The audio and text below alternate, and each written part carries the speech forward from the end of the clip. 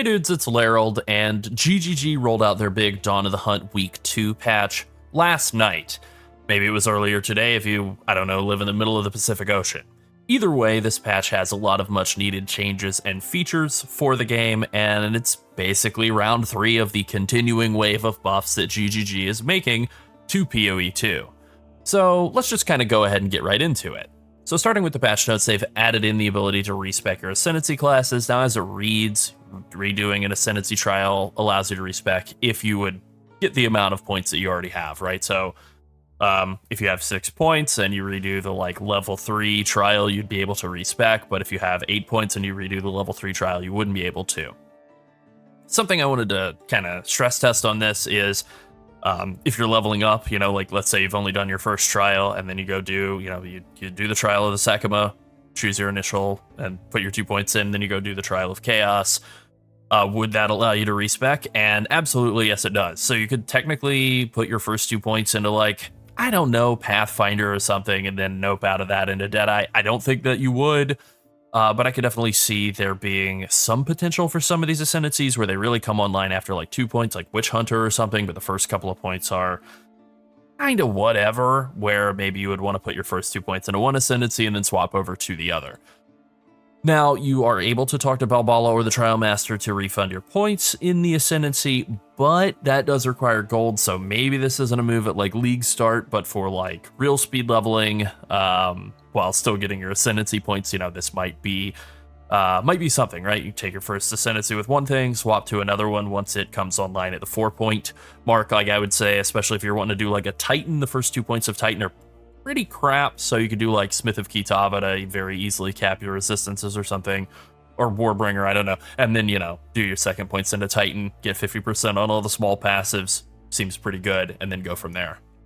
They've also lowered the difficulty of the 7-chamber and 10-chamber trials of Chaos, basically just brought these down to be kind of in line with the level 3 and level 4, or I guess level 2 and level 3, whatever, of the trials of the Sakuma, because these were a little too high level at the time. Now, maybe a bigger change, one that's more broad sweeping, is that they have just completely reworked belts. They've made it so the belts that are level 30 and up will have 1 to 2 charm slots as the implicit, and 1 to 3 for level 60 belts and up. And so they've also gotten rid of the suffix modifier that would add charms. I did actually have a few of those in my inventory that just been sitting, in my stash somewhere, that just been sitting and not selling for 20 or 40 exalts. And as soon as this patch went out, somebody offered to buy every single one of those that I had. So I think they were maybe hanging on to a collection or something, just trying to buy some novelties that won't exist anymore. I don't care. I'll take the 20 exalts. But as you can see, here's a belt that I found yesterday. Rolled this up. It's not really anything special, but it has 3 built-in charm slots and some strength. I think it doesn't have enough strength for me to keep all of the rest of my gear equipped. But as you can see, 3 charm slots pretty easily, not eating any suffixes. They've also made some changes to charms. I really haven't been picking up a lot of charms because I felt like they were pretty bad and they're kind of filtered by default. But as you can see, a lot of the charms have half as many required and maximum charges, which means that you still have the same number of uses when you max out your charm, 2 uses on a max level charm. Here it is, yeah, right here. All charms except for the golden charm had their max charges halved and their charges per use halved, making them refill more quickly. That's ultimately it. Charm uptime has effectively been doubled because of this, but you're now also pretty easily able to get up to 2 or 3 charms. This is a belt that I found before the patch, so I wouldn't be able to divine this, but this is a belt I found after the patch. If it didn't have 3 charm slots and I liked the rest of the stats, I could divine it and try and reroll that charm slot. I don't think that's great, but that is technically a divine sync that exists in the game, so, it's something. They also massively increased the life, mana, guard prefix on charms. Basically all of those charm prefixes that were really terrible are better now than they were. Still not game changing maybe, but this makes charms a lot better, and it makes an ascendancy Ritualist, for example. I can just pull that up here. Ritualist, with their multiple points in a charm slot, more charm charges gained, and being able to trigger charms with mana instead of charges, this maybe actually becomes good. I do think Ritualist, obviously Amazon's been really overshadowing it, but I do think Ritualist is kind of nice. And this just makes anything related to charms more competitive, which is good because like if we look, you know, there are a lot of pieces of support for charms around the tree. Lot of charm support around the tree, so it would be kind of cool if charms were actually good, and it seems like that is their intended approach. They did include a little line in here as well. In the future, they will be expanding the maximum possible charm slots out to 6, which I think is really huge, especially like really huge for farmers, you know, big time farmers. You can get yourself like multiple golden charms hooked up, so you can have, you know, multiple gold charms in there, but even just like having multiple stone charms, multiple freeze charms, or being able to be immune to pretty much all of the debuffs of note throughout the game would be good as well. Now, they did make a change to ingenuity. I didn't talk about this in a previous video. I actually did get this before a previous video, but I got this this insane ingenuity. Maybe the best ingenuity like in the league, certainly on the short list of best ingenuities in the league, and it's just something that I haven't hooked into my build yet, but I have thought about either a ritualist or maybe something else, you know, still kind of cooking on this, but obviously a very insane ingenuity with max rolls on both rings and 2 charm slots. Pretty good. So the charm slots, that's just going to be something that'll be able to roll as an implicit now, so not really a huge change to ingenuity, but, you know, anyway. So those are the charm changes. I think charms are in pretty good shape now, certainly a lot better than they were. They've also added stash tab affinities. This is something I'd been really wanting them to add, and for the most part, it works pretty well. Like, I'll pull out this Carapace Catalyst, you know, I control click it into my currency tab, and instead of going in there, I have this tab set up for Breach. It goes into the Breach tab. Cool.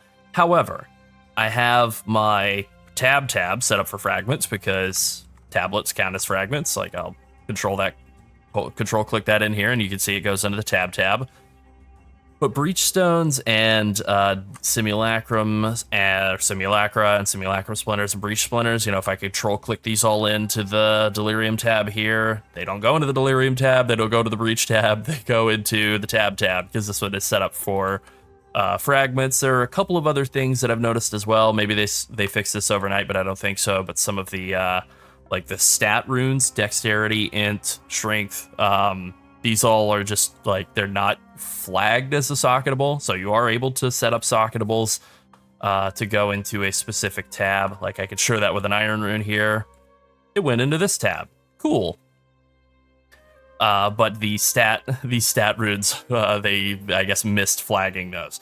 So a couple of little things that still need to be worked out here, you know, but not the end of the world. For the most part, this is a really good quality of life improvement, being able to just take, like, you know, generic dump tabs and put like all of these different types of socketables and expedition and ritual and so on, and have that very quickly be able to sort through everything when you come back from maps. But, you know, you might have some things that seem like they're going missing or whatever, and that means that, you know, probably they're going into the fragment tab or the wrong tab. So I did feel like I was going crazy a little bit because of this until I figured out what was going on. Another thing that I was really looking forward to, and I'm really happy about them adding in, is the bookmark system in the in-game. So you could set up bookmarks, and the way you do this is you just right-click on a map, and then you just title it whatever you want. And then now it gets listed in here, and you can click to it, and it'll jump right to it. So, you know, got dumb old Texas for the south, China for way west, California for slightly west, Canada for the north, Evil Spot for the Burning Monolith, and then an origin for the origin point. However, there are actually little buttons here to click for home and monolith. If those maybe, like, sometimes those will get obscured underneath like other UI elements, and you can also make the bookmarks that you've bookmarked display on the edge or not by toggling this edge display button here. So I can actually remove those two, but then, you know, I have like an area where I'm clearing up north here, Canada, and, you know, then 2 out here to the west and 1 to the south, and then this one is just whatever it is. So I think this is really good. You know, it's not everything I want in, like, being able to search. Like, I would really like to be able to search stuff that's happening on the tree here. You know, like if I could search for citadels that I haven't completed, or unique special maps that I haven't yet completed, that would be nice. But I'll take it, right? This is really good for just kind of a midweek patch to drop in. They also added an in-game change that I think nobody expected or saw coming, but is definitely very welcome. Infinite attempts on difficulty 0 pinnacle bosses, so there's just no chance of ever like bricking out a difficulty 0 pinnacle boss. You know, you find your first. I don't know if this applies to Simulacrum. I guess I'm going to test this as soon as the video is done to see if this works with Simulacrum, because if you're just guaranteed to get your Simulacrum done, that's really good. But at least with like the other three, you know, King of the Mist, you're never going to waste your first King of the Mist key just because you can't stop dying. So that's really, really good news. Sure do hope this applies to Simulacrum as well.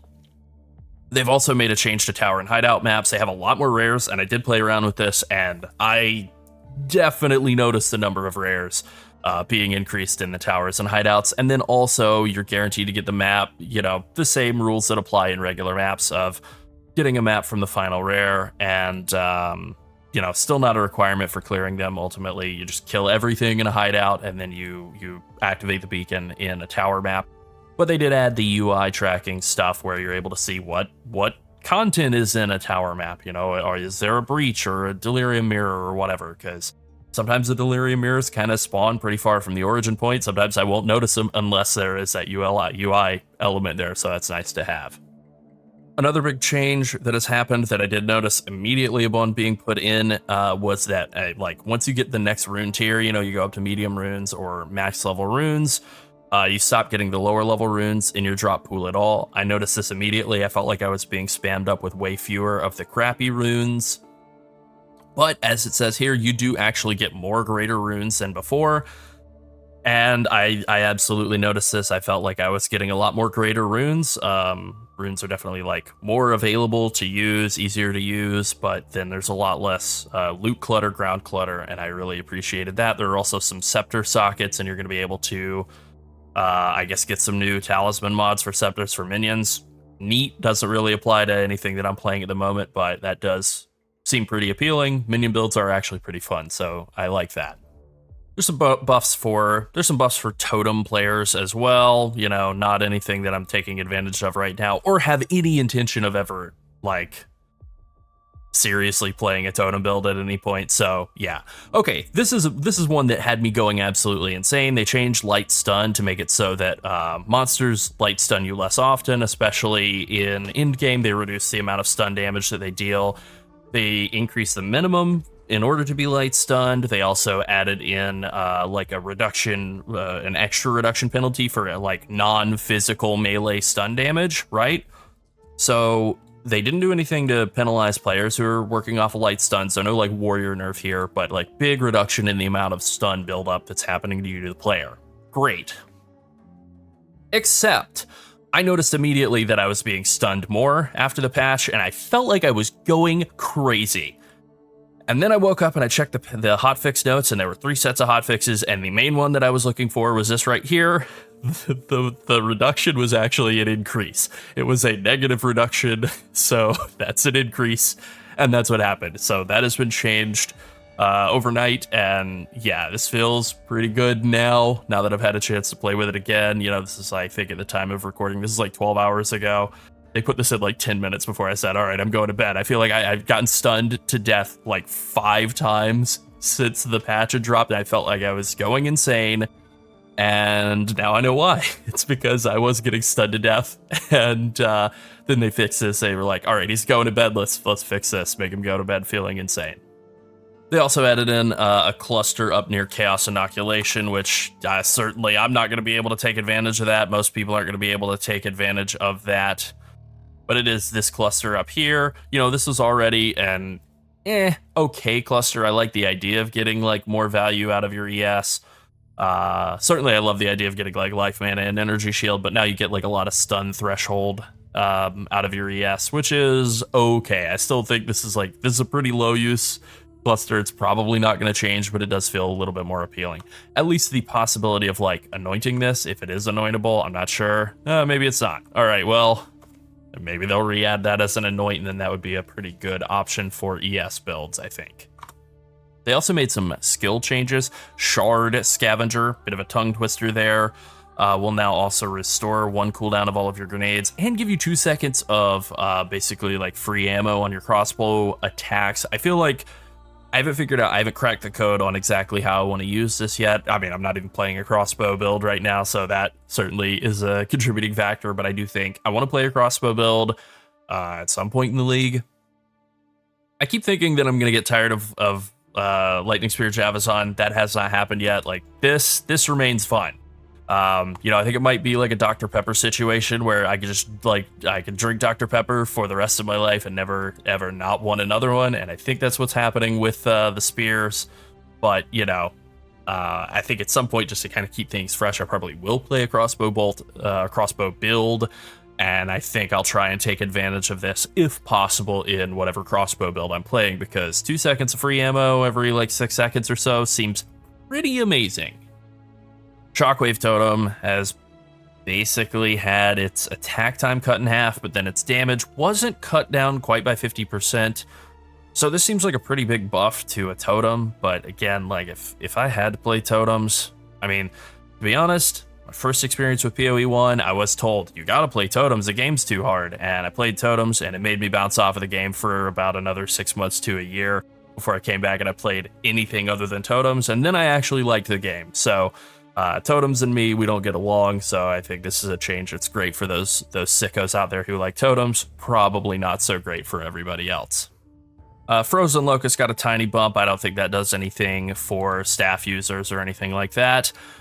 The Shield Bash change, again, people aren't really making use of parry or Shield Bash, so I don't think that's going to do much. I do like that Stormlance is now able to be supported by some more support, since it is a ground effect. You know, you throw it on the ground, it should work with ground-related stuff. So, yeah, okay, that's good. Most of the rest of these changes are not really anything all that special. I haven't looked at the change to visuals of arc explosions. Maybe those look better. I did see some people complaining about how they didn't like the visuals of the redesigned arc, so maybe this is good now. And then Glacial Lance is not really anything anybody's playing around with right now, thanks to the state of Lightning Spear and Storm Lance, but maybe there is something, you know, to play around with. If it can arc off of, or chain off of terrain, you know, maybe that'll be a good skill once Lightning Spear gets nerfed. All right, a couple of other small changes in here. Shrines are easier to click on. This is something I noticed immediately as well. I had some deaths trying to click on shrines while I hadn't killed all the monsters, and I found them much easier to click on from range. Also, this right here, Greater Rune of Tithing, now provides 1 to 100 Lightning Thorns damage. So I haven't checked the price on these. Maybe they're astronomical now, but these seem like they could be for the right build. Let's see what they are going for. More than I would have expected. So yeah, these seem like they might be really good for leveling. I've seen some Reddit videos, and that was the first thing I thought of, was like, oh, you could slap that into like a, you know, just a white 2-socket body armor and basically just walk through the campaign, reflect killing everything through like at least the first act.